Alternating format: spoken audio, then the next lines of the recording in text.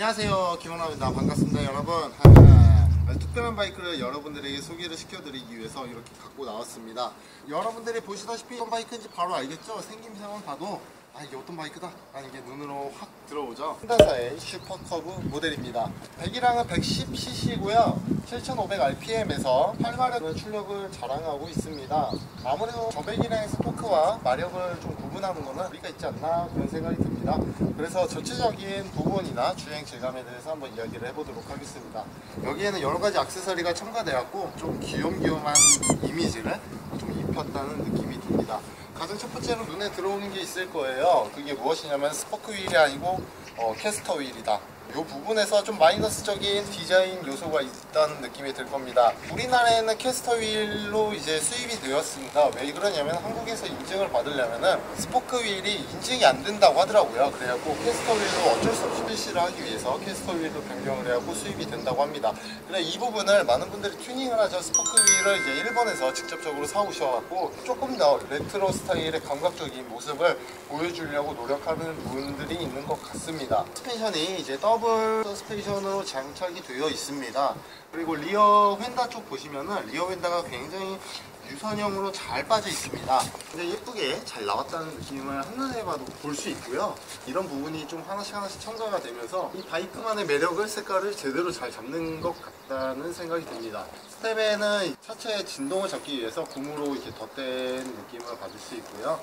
리어 브레이크도 굉장히 큼지막하게 막대기 안에 들어가 있는 모습을 보여줍니다. 머플러는 이제 앞쪽으로 해서 옆으로 이제 쭉 빼온 느낌인데 이거를 튜닝을 이제 하시는 분들이 있더라고요. 일명 소세지 머플러라고 해갖고 그런 거를 튜닝을 염두에 두신다면은 그 휠에 소세지 머플러까지 하면은 조금 더 매력적인 바이크로 변하지 않을까 라는 생각이 조심스럽게 듭니다. 스텝에 보시면은 이쪽에는 엔진 자체가 뜨거우니까 발 닿지 말라고 가드 형식으로 철판을 하나 덧대 놨습니다. 리어 쪽은 뭔가 빵빵해 보이려고 노력한 흔적들이 많이 보입니다. 그러니까 저배기량들이 좀 빈 공간이 많잖아요. 그런 부분을 좀 최대한 가리려고 리어 스텝도 이렇게 가드 형식으로 만들어 놓고 반대쪽은 체인 쪽도 이제 좀 안 보여지게끔 막아놓은 형식으로 좀 만든 것 같다는 느낌이 듭니다. 자, 그럼 이제 프론트로 넘어오게 되면은 한눈에 보이는 부분이 있을 거예요. 이 프론트 헤드라이트가 굉장히 뭔가 이 바이크와 어울리지 않는 모습을 하고 있다는 것을 보실 수 있을 겁니다. LED 형식으로 헤드라이트를 장착되어 있고요. 바이크 전체적인 면모로 봤을 때는 그래도 전구 형식의 헤드라이트가 조금 레트로 스타일에 맞지 않을까 라는 생각이 저는 조금 조심스럽게 드는 부분이기도 합니다. 그리고 프론트 브레이크 시스템 같은 경우에는 니신제 투피스톤 싱글 캘리퍼가 장착이 되어 있습니다. 굉장히 작은 형태의 브레이크 시스템을 채용하고 있는데 저는 이 브레이크 시스템이 조금 안 될 거다라고 느꼈습니다. 근데 막상 주행을 하고 난 뒤에 보니까 브레이크 시스템이 이 정도면은 솔직히 저는 이 바이크의 훌륭한 브레이크 시스템이라는 생각이 듭니다. 그리고 프론트 휠 같은 경우에는 굉장히 얇습니다. 엄지 하나면은 면적이 전부 다 이제 가려질 정도로 굉장히 얇은 프론트 타이어를 장착하고 있고요. 사이즈가 70에 90에 17인치, 인치 수는 크고 타이어 폭은 작고 그리고 이 편평비는 굉장히 볼록하게 튀어나오게 만든 그런 형식의 타이어를 채용하고 있습니다. 아무래도 이런 바이크들이 오프로드적인 부분도 좀 산길도 많이 다니고 여러모로 좀 활용도가 있기 때문에 이 17인치 좀 큰 사이즈의 휠을 장착한 거지 않을까라는 생각이 조심스럽게 듭니다. 자, 시그널 램프로 들어오게 되면은 굉장히 큰 전구 형식의 램프 형식을 채용하고 있습니다. 요거는 LED로 채용이 되지 않았다는 부분에서 좀 언밸런스한 느낌을 받을 수 있고요. 그리고 가장 큰 특징이라고 하면은 우리가 순행식 바이크에 들어가는 라지에이터가 없습니다. 그리고 밑에가 약간 팽해 보이는 느낌을 받을 수가 있습니다. 리어 쪽으로 넘어오게 되면은 슈퍼커브 같은 경우에 체인 구동 방식을 채용하고 있습니다. 체인 자체에도 커버를 이렇게 만듦으로 인해서 이제 산길이나 좀 흙길을 이렇게 다닐 때 이 체인 안쪽으로 이제 흙 먼지들이 들어가는 것을 최대한 방지시킨 부분이라는 모습을 볼 수 있고요. 좀 다용도로 활용이 가능한 바이크이기 때문에 아무래도 이런 부분에 좀 세심한 부분을 관찰할 수 있는 것 같습니다. 자, 리어로 넘어오게 되면은 리어는 LED가 아니고 전구 형식의 리어 테일 등이 있고요. 시그널 램프도 똑같이 전구 형식, 벌브 형식의 시그널 램프를 채용하고 있습니다. 아무래도 이제 프론트 헤드라이트만 약간 좀 LED로 채용하고 이런 부분에는 공구를 채용한 게 약간 언밸런스하다는 느낌을 받을 수 있는 것 같습니다. 리어 타이어 같은 경우에는 뭐 특이한 점은 없고요. 아무래도 구동축이 리어 쪽으로 좀 많이 나오기 때문에 사이즈를 한 치수 더 큰 80에 90에 17인치 리어 휠을 장착하고 있고요. 시트 형상이 굉장히 좀 펑퍼짐하게 돼 있기 때문에 제 손이 굉장히 큰 편이거든요. 제 손이 이제 이 시트 위에 다 안 들어갈 정도로 굉장히 큰 시트를 갖고 있습니다.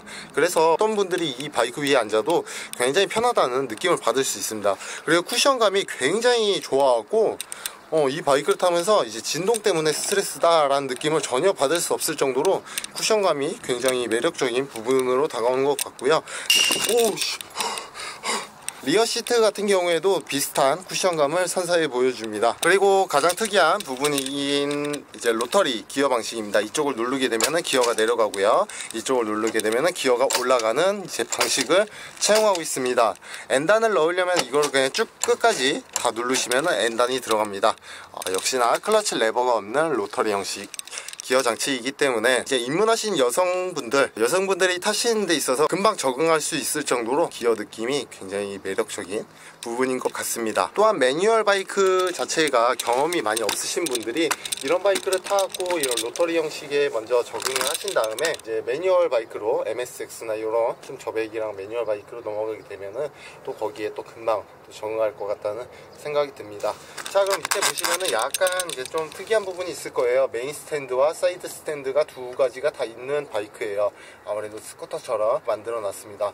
이 앞에 고무 부분이 있는데 이 고무 부분이 왜 있을까라고 고민을 했습니다. 이제 인터넷에서 뒤져본 결과 원래 우리가 매뉴얼 바이크는 기어가 들어가 있으면은 시동이 안 걸리잖아요. 이 바이크는 기어가 들어가 있어도 로터리 기어 방식이기 때문에 기어가 들어가 있어도 시동이 걸리고 엑셀도 정상적으로 다 작용이 되거든요.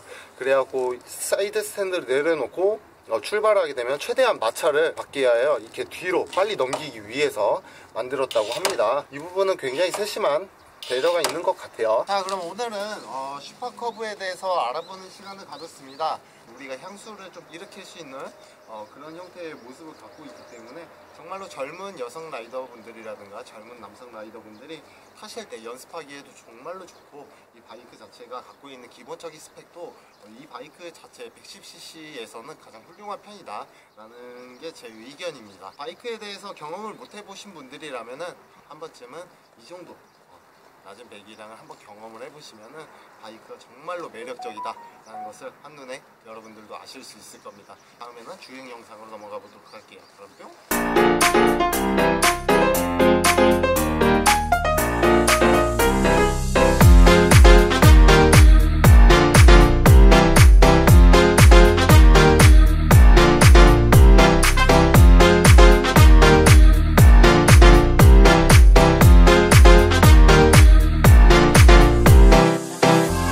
근데 로터리 기어가 제가 처음이어갖고 좀 적응하는 게 좀 어렵네요. 자, 아기자기하고 귀여운 면모를 갖고 있는 이 슈퍼커브, 정말 재밌는 바이크일까? 혹은 정말로 매력적인 바이크일까? 이 차량 같은 경우에는 110cc 공랭식 엔진을 장착하고 있고요. 최대 마력은 7500rpm에서 9마력이 나온다고 하네요. 최대 토크 같은 경우에는 4500rpm에서 저거 어떻게 서운하겠다. 4km 조금 안되게 0.87인가? 아무튼 그 정도의 토크를 만들어낸다고 해요. 아무래도 저배기량에서 출력과 토크를 이야기하는 거는 조금 문제가 있지 않나 라는 생각이 듭니다. 공차 중량은 100kg 조금 넘는 무게를 자랑하고 있고요. 아무래도 슈퍼커브 하면 가장 먼저 생각나는 게 여러가지 액세서리가 많이 생각날 거예요. 지금 이런 시골길을 이렇게 쑥 달리고 있는데 이렇게 앞에 바구니도 있고 약간 그러니까 뭐랄까 이제 특배원이 된 느낌? 그런 느낌이 드네요. 자, 슈퍼커브 하면은 아무래도 많은 분들이 예쁜 차체 하며 내구성이 좋기로 소문난 혼다사의 바이크라고 느껴지기 때문에 입문자분들이 많이 선택하는 바이크일 것 같다는 생각이 듭니다. 어우야, 엔진 브레이크 왜 이렇게 강력하게 들어. 바이크 자체가 이제 배기량이 낮고 차체가 가볍기 때문에 그런지 몰라도 뭐랄까 정말로 입문자분들이 진짜 좋아할 만한 이유가 있구나 라는 생각이 듭니다. 제가 그 전에 먼저 이 바이크를 지금 제가 타고 있는데, 슈퍼커브를 솔직히 진짜 처음 타봐요. 우리가 흔히들 많이 타보았다는 뭐 시티웨이나 그런 모델을 제가 한 번도 타본 적이 없어갖고 바이크가 어떤 느낌이 날지 항상 궁금했습니다.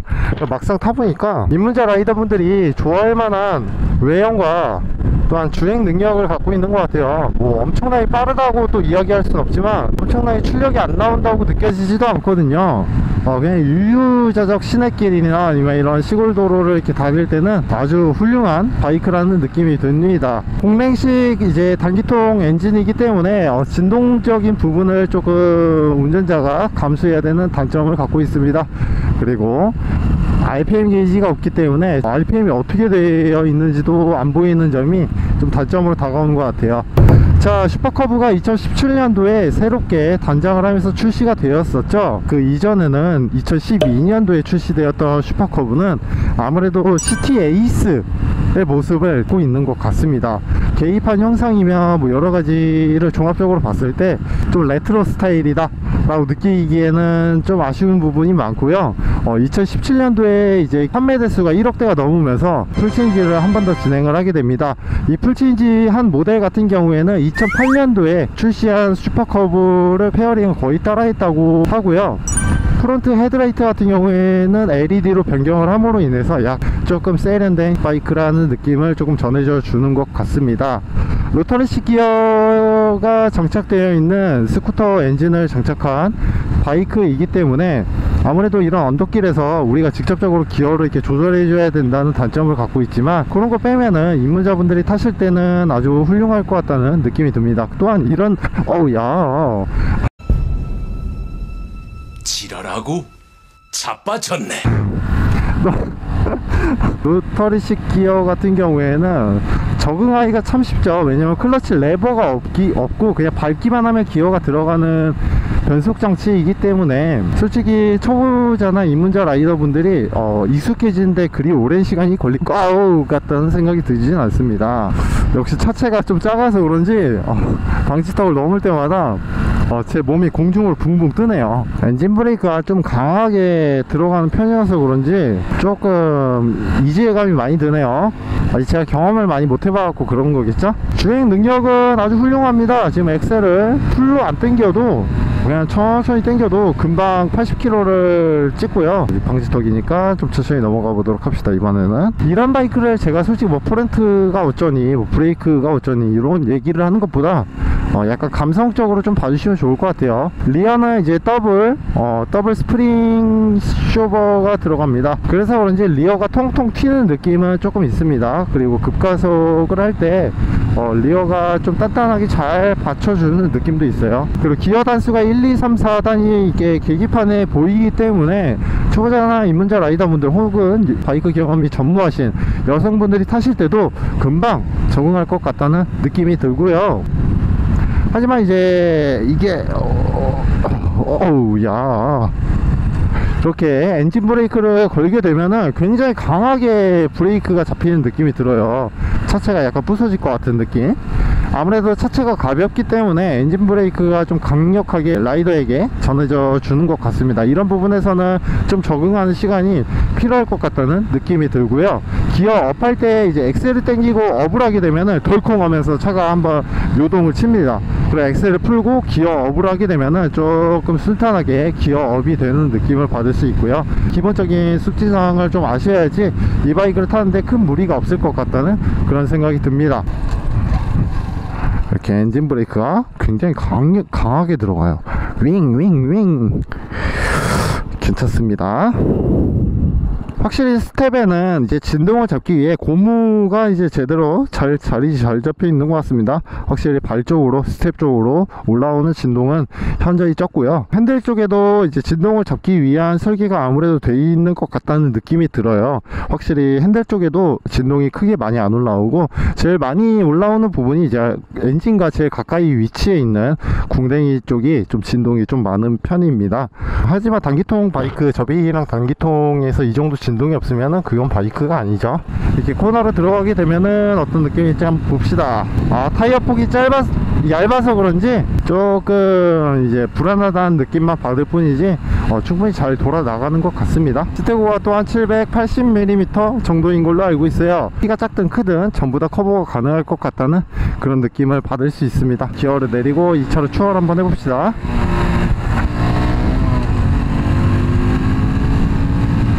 야, 80까지 순식간에 올라가네요. 풀 스로틀을 하니까. 야, 여기서도 아직 힘이 남아있다고 막 말해주는 것 같습니다. 앞에 이제 방지턱 천천히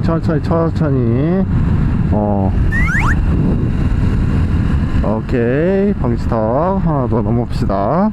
천천히 넘어갑시다. 오케이, 브레이크, 엔진 브레이크 겁시다. 아, 이게 좀 적응이 많이 필요한 것 같아. 그리고 이제 리어 브레이크를 좀 적극적으로 많이 쓰셔야 되는 바이크인 것 같아요. 클러치가 없어서 그런지 이런 정차할 때는 좀 편하다는 느낌을 많이 받습니다. 저는 어색하다는 느낌을 받긴 하지만